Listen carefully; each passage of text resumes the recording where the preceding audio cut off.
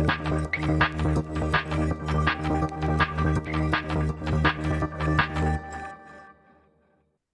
morning, good afternoon, good evening. This is another show of the last word on rugby. We don't have any games for you this coming weekend, but we will look at that 4 out of 4 perfect record for the South African sides in the last weekend of games. It's, of course, the semis of the Champions Cup, the Challenge Cup, and some of us might watch it, but not all of us. Some will take a break and enjoy a rare off a Saturday. But back in the chat with me, Ashfaq Muhammad, Mike Greenaway, guys. Yes, like it was something good to see. Let's start off with that Friday game. The the revenge, the revenge, the revenge. That was all the talk ahead of it. And the Bulls didn't make a lot about the revenge factor, but they surely took revenge. It was just brilliant to watch them play Glasgow like that.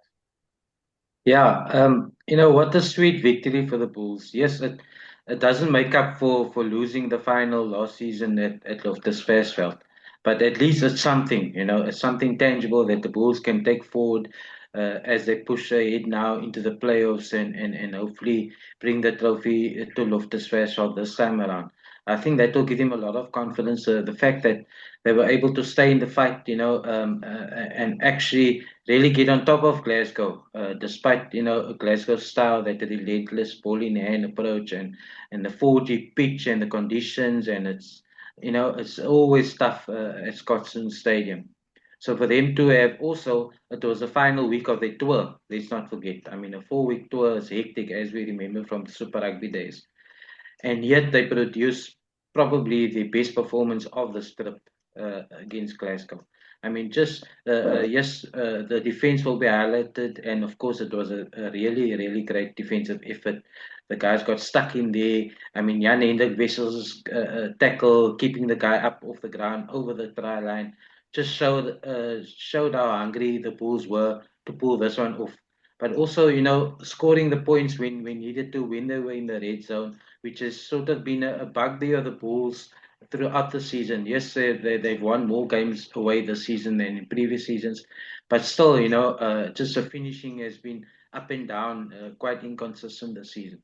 So the fact that they managed to build up that lead and actually were able to close things out at the end when Glasgow launched that late onslaught again Yeah. and scored 2 quick tries. Yes, people now talk about that last penalty, but I mean, you take that win every single day of the week. Yeah, definitely. And the good thing for me about watching that Bull side was just the calmness on the field. There wasn't panic. Yeah, we're ahead. We need to close out this game now, and then Glasgow suddenly starts attacking. But there wasn't that panic, and that's kudos to Jake and how he's transformed that young team he started working with to now close out games that yes, like with a crowd that's shouting at you from 4, 5 meters, 6 meters away from the field. You hear everything in that stadium, and they just managed to keep their heads.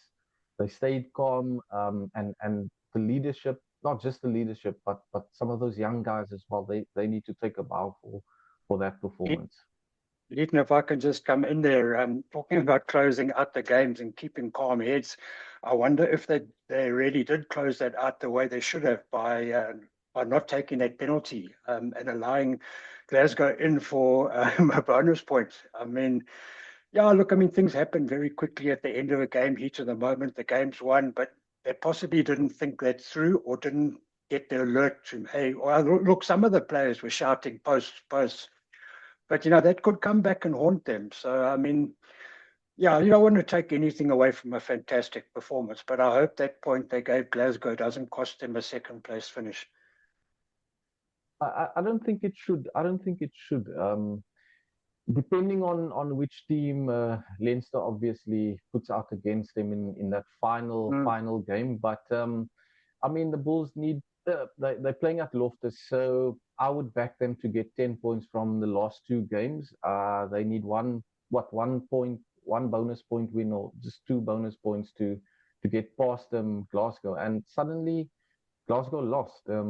They are on the back foot. They've got 2 games left, 2 tough games left. Yeah. So I was one of the people who shouted, "Go for the points, go for the points." But after everything settled down, you think if that hit the post, it lands in the right person's hands.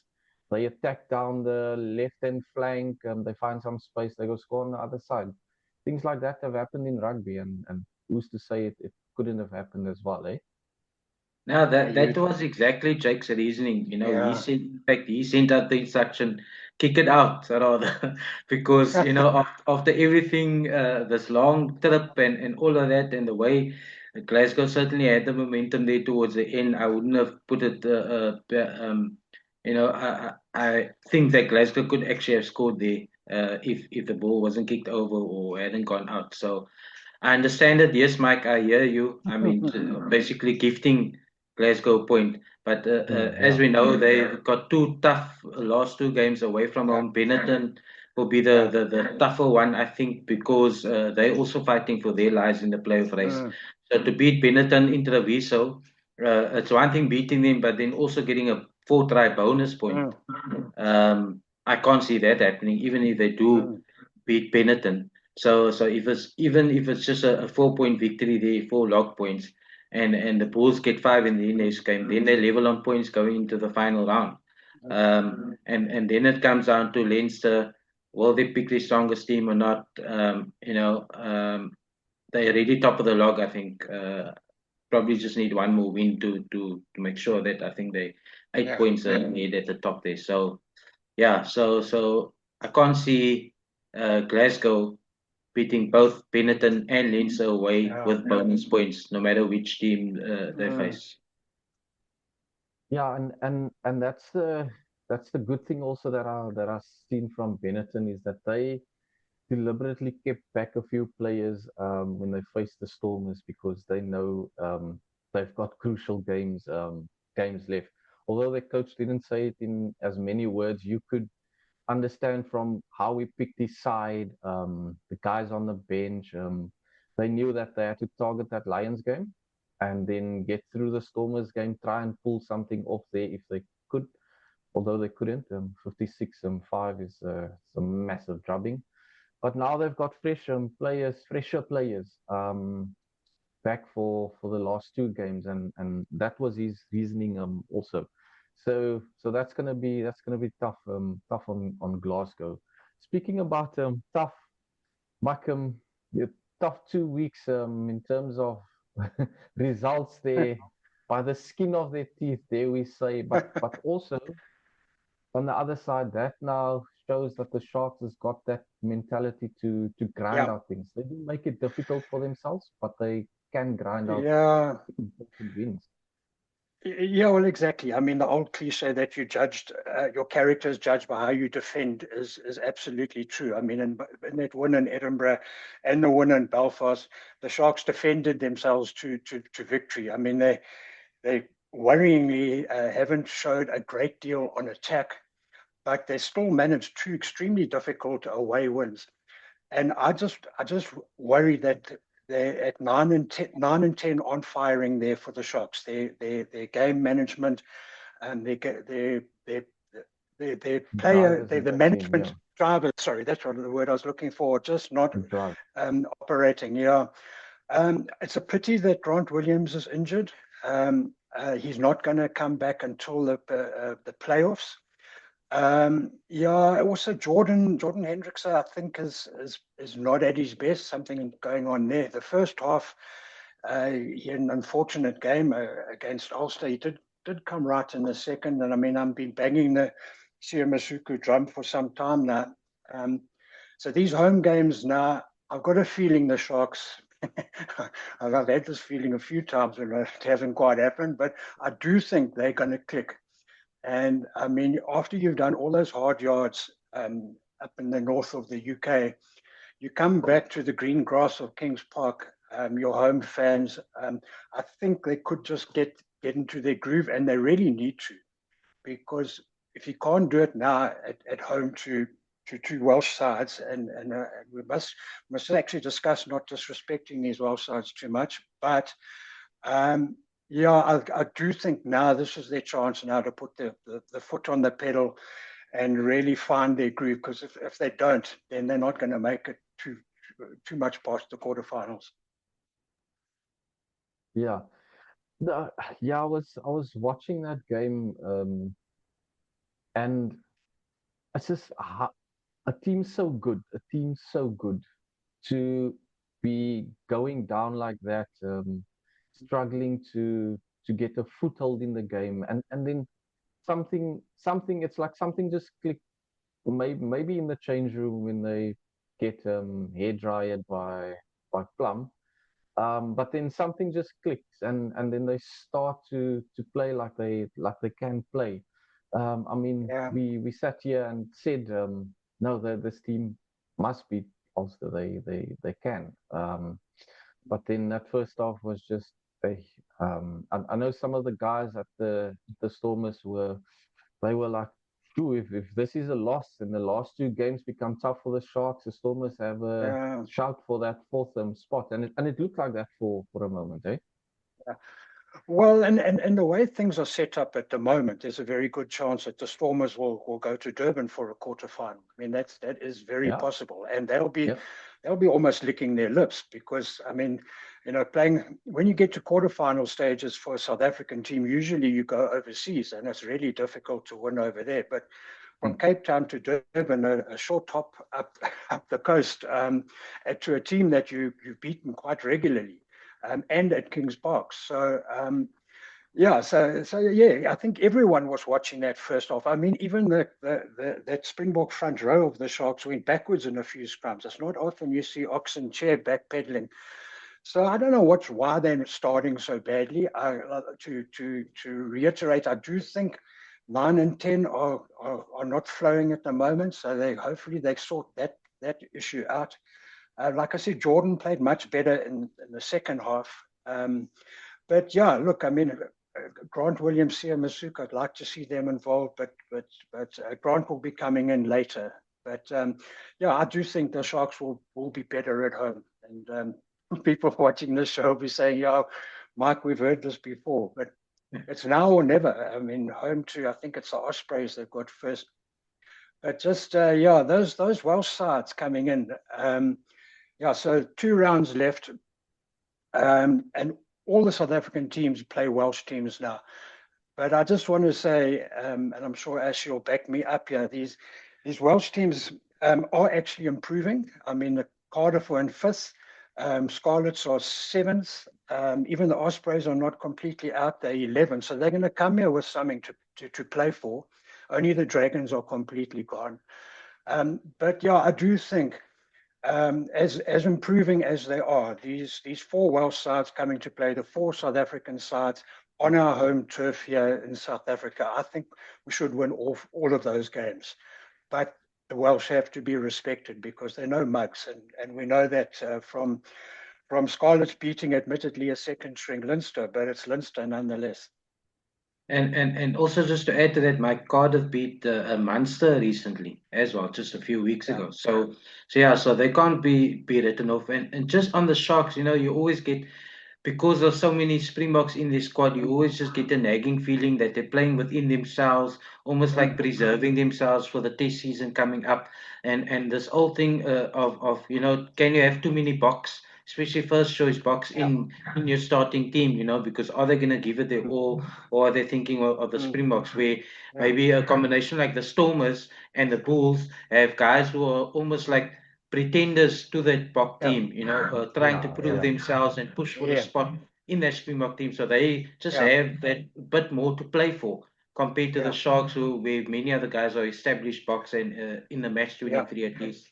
Yeah, and I think that's spot on, Ashrak. What it is like the Sharks are really almost going in an early season phase now, because they've got all their main guys now, but it's like they're starting the season. Meanwhile, it's the end of the season, because that nucleus of Springbok guys. Look, they did have an uncanny swathe of injuries at the start of the season. the Sharks, and then they had the resting protocols, and then the Boxer away for this or that, alignment camps. So they finally now got their bunch together, but they're still finding themselves, and it's they've got to find themselves rather quickly. So, like I said, there's those two important wins overseas where they didn't play well, and now they're back at home. Hopefully now they move up a level. And just finally on the Sharks, even it's a bit also, I think he missed the last game. And Mm, what's yeah, his status, because he is such a big yeah. influence when he's on the field. Yeah. So Eben has played one games in I think it's 5 or 6 months. December the 7th to we're now into May. He's played one game, and he is. I mean, he's Eben Etzebeth. I mean, when he's on the field, I mean, he's such a presence. I mean, he really lifts the team. So yeah, I know. I mean, he's and it's been concussion. Then it was a hamstring, and now it's flu. So hopefully now that's all out the way. I mean, that's the three things. I think bad luck happens in threes. Hopefully he's good to go now.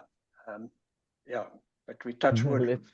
Yeah, let's hope the big man can get back on the park and finish the season strongly with the Sharks. Speaking about finishing strongly, yes, like we were thoroughly entertained at I almost said Newlands. Newlands is about to get sold, but at the Cape Town Stadium, old DHL as it's now called. You see, those tries were just out of the top drawers from the Stormers. But I'm sitting here wondering, and I asked John Dobson this. Was that maybe a bit too easy because they actually targeted the Benetton game to be their toughest game of that two matches in between the European games, and it turned out that actually that Connacht game was the tougher one. And now they're going to a break. They put on a 50 over the strong Italian side. Where do they go from there? Do they think of that game when they face their first Malsham side in a week or so? Where do they I, get I, that momentum now? yeah, no, I think it came at just the right time, Leighton. I think they needed a confidence boost. After the Connacht game, come on, let's be honest, they could easily have lost it there in that last move if it Yeah, wasn't for that obstruction there. they should have. And they were really sort of not down and out, but Dabo expressed his unhappiness afterwards with the lack of effort and the defensive lapses and all those kind of things. So I think they needed a statement game. They play this wonderful attacking brand, but of course it also comes with a lot of risk, and it almost caught them out against Connacht. So I think they needed a big 50 point to say, look at us, here we are. This is us in full cry. Watch out for the Stormers. And I think it's just perfect timing, in fact, just before the playoffs. Because I don't think, Mike, I don't think the Sharks would want to play the Stormers in a quarterfinal. Okay. Almost at full tilt. Sasha calling the shots there, Warwick Khalan, Damon Willen, so all these guys.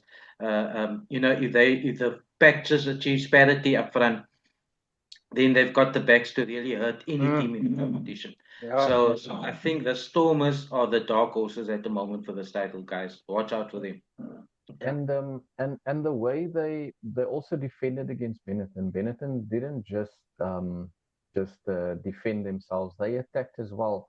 For that try shortly after halftime, the Stormers' defense, it was incredible.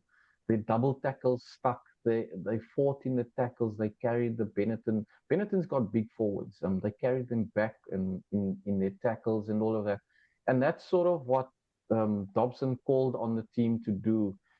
He said they after that near loss against Connacht, they poked the bear when it comes to Norman Laker, their defense coach, and he certainly wanted more from the guys, and then they produced. I mean, we were at what, two training sessions? Yeah, the Friday one was a smaller one, but that the Wednesday one, they were defending like crazy, and the hits flew in, and you could hear the oof and the ahs and the but that's sort of what you want from the team, not to, yeah, we're reaching the playoffs now, and I need to be ready for the playoffs. They must still crack. and fix their defensive areas that they've been committing. What for the last couple of weeks? It started overseas, and they did it in the first game back in Cape Town too. But then 7 tries treated to an absolute game. Same with the Lions. It's a pity they couldn't do it last weekend. Would have just Yeah, wanted them to see play better against Benetton, but they beat Connacht as well. And Mike and a sliver of hope there, but yeah, yeah, I don't think so. yeah, exactly. So the Connacht team that almost beat the Stormers comes to Ellis Park and gets a hiding. I mean, it's like, I don't know how many changes they made to their team. I don't think too many because they were still, Yeah, exactly. in contention. Yeah, but too much too late, or too little too late. I mean, they're 13th, the Lions. I mean, there is that mathematical chance they can make it, but then they need, I mean, there's 5 teams above them, all going for their top 8 who need Yeah, to lose a whole bunch of games. Um, so I think we can basically count the Lions out. I mean, they need 15 or 10 points from their last 10.2 games, and then hope other teams just fall over and surrender. So, and that's not going to happen when you see the quality of teams above them. Mm. But yeah, look, all they can do now is play for pride, in my opinion. But yeah, look, they've always had this potential to do well, but for reasons no one can fathom, they're Mm. just so inconsistent. Look, it Yeah. was quite interesting as well that there was talk of some division amongst their ranks, for some sort of Mm. uh, speculation that Yeah. a couple of the players had words with each other in the previous game, which we actually could see. We could see it was televised. It was Doreen Landman and who was Ruan Venter, Ron I believe it Pinto. was. Yeah. Yeah, Yeah. who you can see having words with each other, and suddenly Venter's not playing. So maybe they had that team meeting where they all sat down and well, I'm sure they did, and really kind of just spoke through some issues that maybe they had. Smoothed the waters and then responded with a really good performance. So, but like I say, it's too late. I just can't see them making the top 8 from here. Do you have any thoughts on the Lions there? Do you see them going somewhere this season, or is it time to just play for that pride and maybe start looking at that coaching switch up? Like the loser story as 8, guys. Sorry, too little, too late, as Mike said. Yeah, they'll need so many results to go their way. Yes, of course, it was great to see them actually putting a few moves together and pulling off a win. You know, Yeah. it's been a difficult time for Ivan van Rooyen and the coach there, and we've spoken about him quite a few times over the last few weeks. And he would have taken a lot of heart out of that performance and the result. But yeah, I think the cause is lost. Um, if they decide now to move on from Ivan, I'm not sure. They're also losing a few players every season. As we know, Edor van der Merwe is going to the Sharks next season. They've already lost Sanele Noamba, and I'm sure there might be a few others along the way as well. So, you could also argue that, yeah, how do he's got a core of a squad together over the last 3 seasons or so, but if you're losing sort of your best ones every season, then how do you take that next step to actually qualify for a playoff? So, it's a bit of six of one, half a dozen of the other. But you would expect after these last few years that by now the Lions should be a top 8 URC team. Yeah, I hope, I certainly hope that they do sneak in. There's about two teams that they can lift up, and that's only the Scarlets and Benetton. But yeah, it's hope, but we say hope is for the fools. Yeah, like we also said, we think their season it's done and dusted there. I actually said last week that we're gonna discuss a topic that not a lot of people want to discuss because I mean without them our game is probably not gonna happen.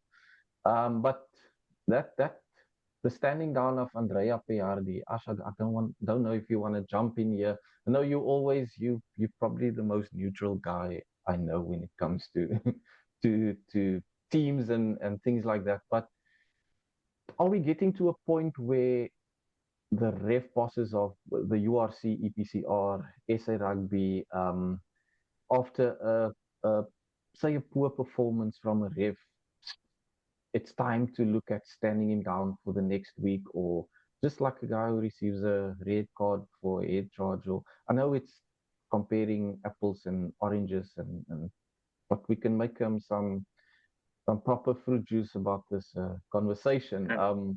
Just what's your thoughts on that? I feel it could be something that can come in. They must just maybe refine what constitutes standing down a ref after a performance that wasn't too good. Yeah, yeah. To be fair to Andrea Piardi, though, the Yossi did announce afterwards that he wasn't stood down because of that error. He wasn't actually scheduled to be in charge of a game the next weekend. So I think let's just be clear about that. But of course, there must be accountability every single time. And at least the Yossi did come out and say there was a mistake made, and this is the protocols and what should have happened and what they've learned out of that. But it's just, I think the immediacy of such situations is the key here. I think many years ago, Mike, you might remember this, that sometimes refs could take questions from the media even at times. Yeah, I'm not saying that that should be brought back now, but perhaps even yeah, just a post-match TV interview where if there had been a yellow card or red card or some controversial incident, if there's some explanation like quite soon Yeah, after the match, that I think that will put explanation. to bed a lot yeah. of controversy and unhappiness and feelings of Mm, disillusionment from players, coaches, fans, everybody, because we sit there hours after the game. How could they have decided that? Or that's a wrong call, mm, and how did they get this mm. wrong? When we don't hear from the officials themselves. And that leads to all this kind of a furor around such decisions, and then the URC or whoever the governing body is comes like a week later or so and say, oh, this is what actually happened. So to avoid and No, prevent that kind of thing all the time, I think there must be sort of a platform or some kind of interview where such mm. decisions can be explained. Yeah, and I think the whole system by which the refereeing operates across a season makes it difficult for a referee just to be summarily dropped. Like a player has a shocker, he can get dropped because there's other players to take his place. But these guys have a schedule across the season. Um, so look, they get judged severely by their peers every single game they play.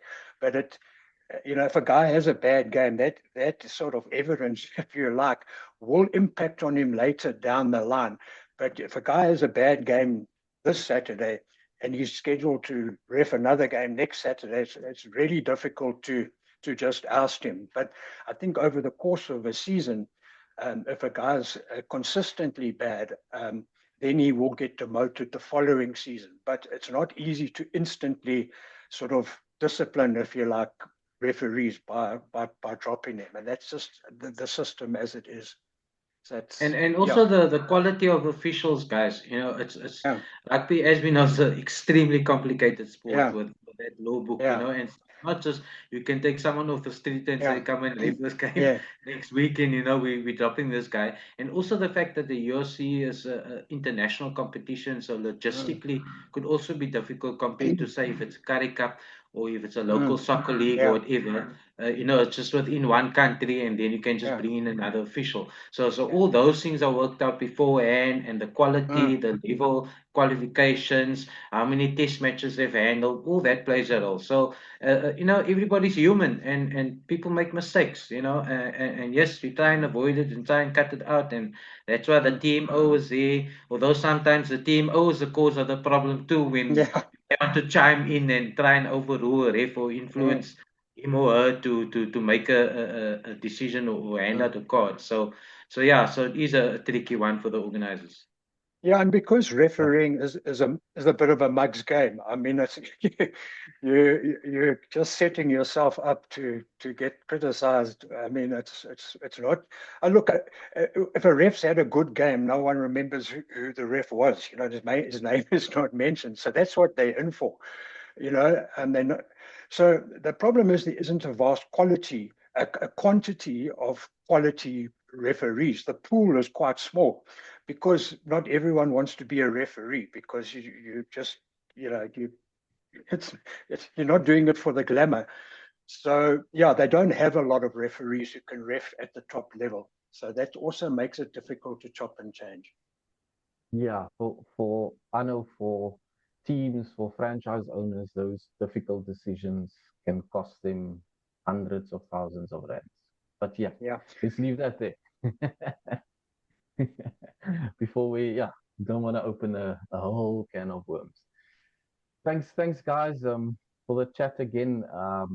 It was like, although there's no rugby this weekend, we'll be back with a preview of what is coming in that last 2 weekends of rugby in May for the South African sides. If you haven't yet, subscribe to our channel, click that like button, share the podcast. It helps us quite a lot in reaching more people who maybe differ from our views or who can agree with our views, but we'll always try to bring you some inside info from the four South African franchises. We are shaping up for a proper end to the season, and then from there we will translate everything into the Springboks.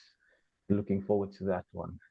This was another this was another episode of The Last Word on Rugby. We'll catch you again next week. Cheers.